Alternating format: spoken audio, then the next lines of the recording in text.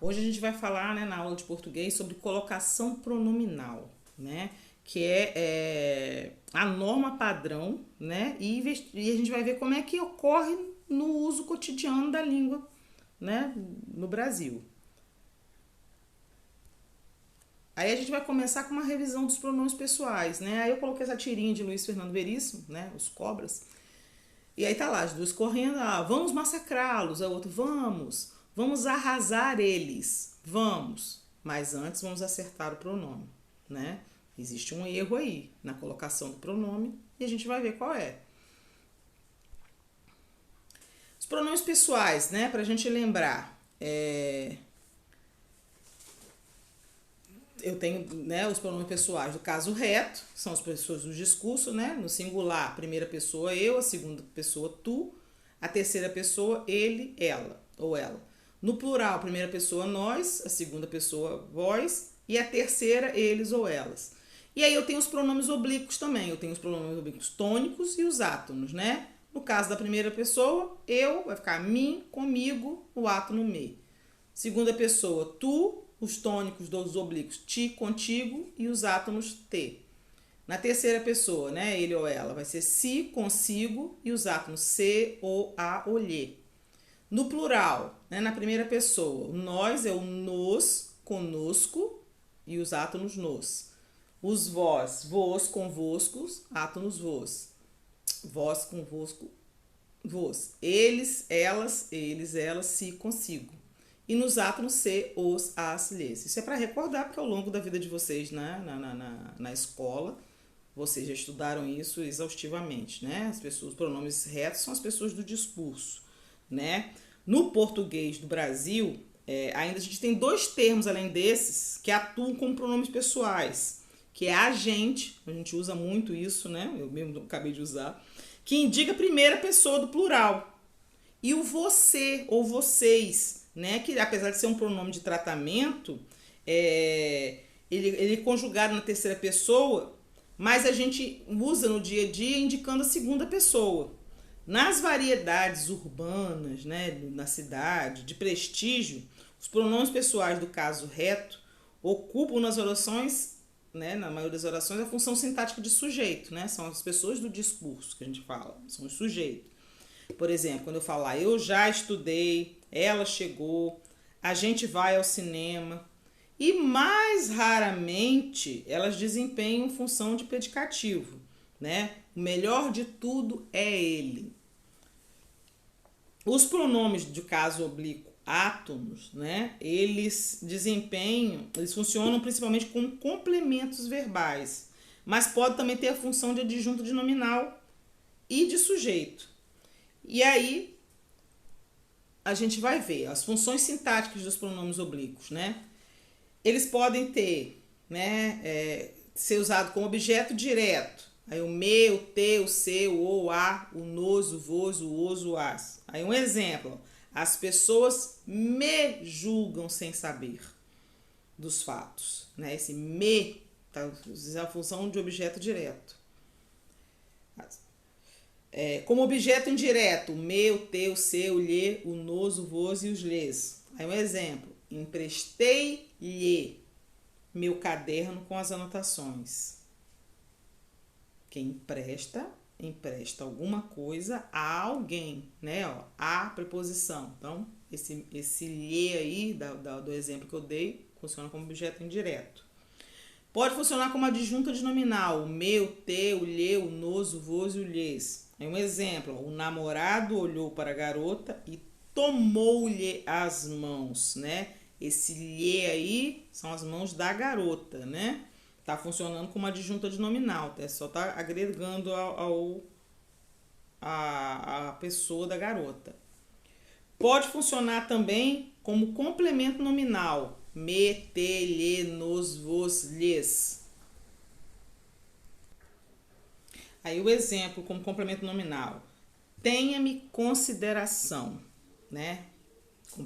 Completando o nome, consideração.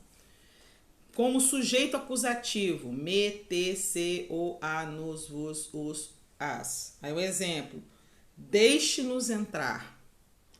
Como como sujeito, né? Façam-no comer, façam ele comer. A norma padrão, né, prescreve regras. Vamos lá. A norma padrão prescreve regras específicas para a colocação de pronomes oblíquos átonos nos enunciados, qualquer que seja o papel sintático. Essas regras foram criadas com base em critérios da eufonia, né, do bom som das palavras, né? Ou seja, elas foram elaboradas de acordo com o que soa bem para determinado grupo social em determinado momento, né, histórico. Segundo esse ponto de vista, né, do que soa bem, os pronomes oblíquos átonos podem ocupar 3 posições em relação ao verbo, né?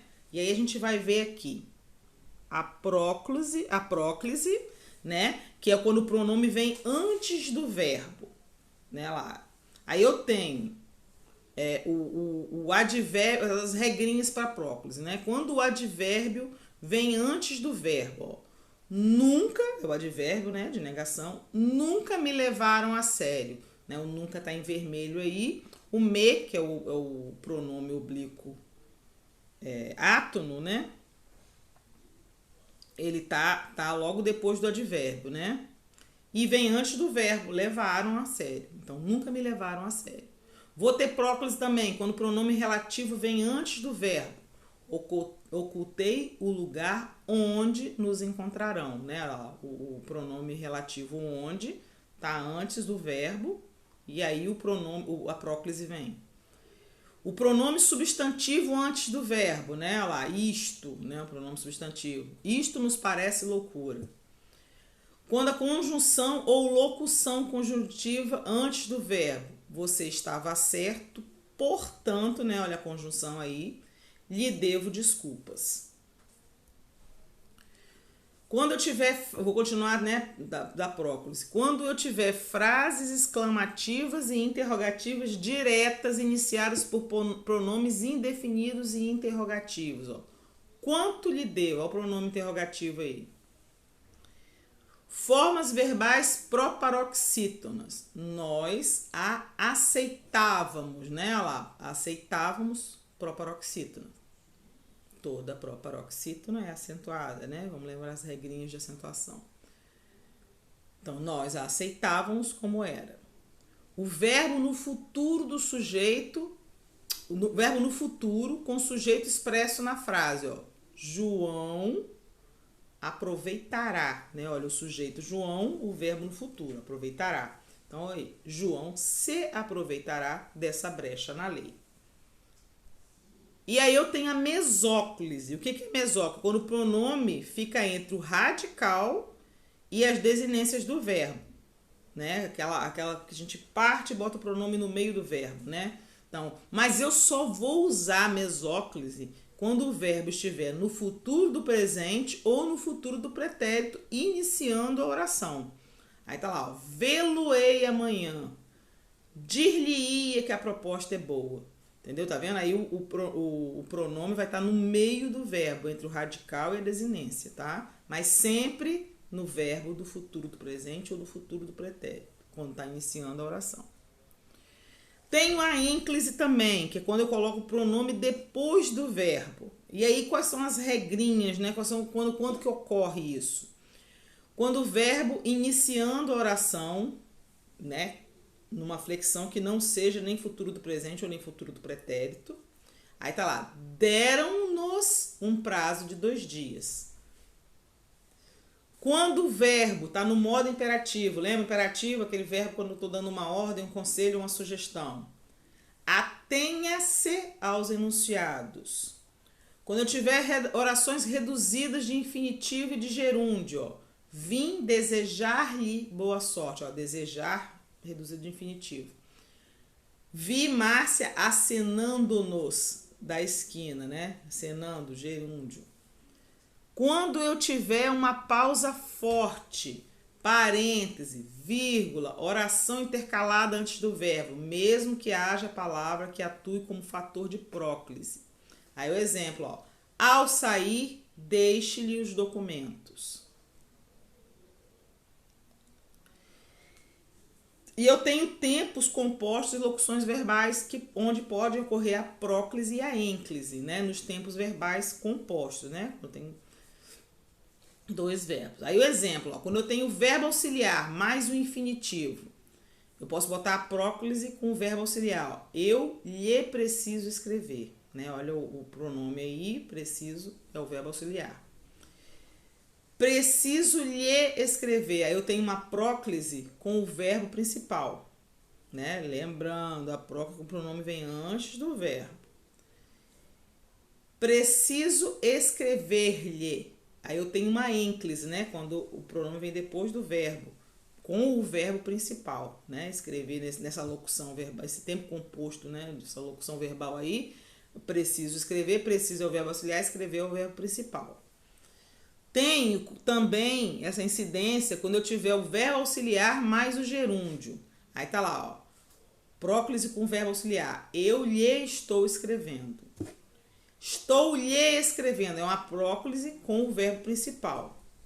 Estou escrevendo-lhe. Aí tem uma ênclise, né? Com o verbo principal. Quando eu tenho o verbo auxiliar mais o particípio, ó, eu lhe tenho escrito. Aí eu tenho uma próclise com o verbo auxiliar.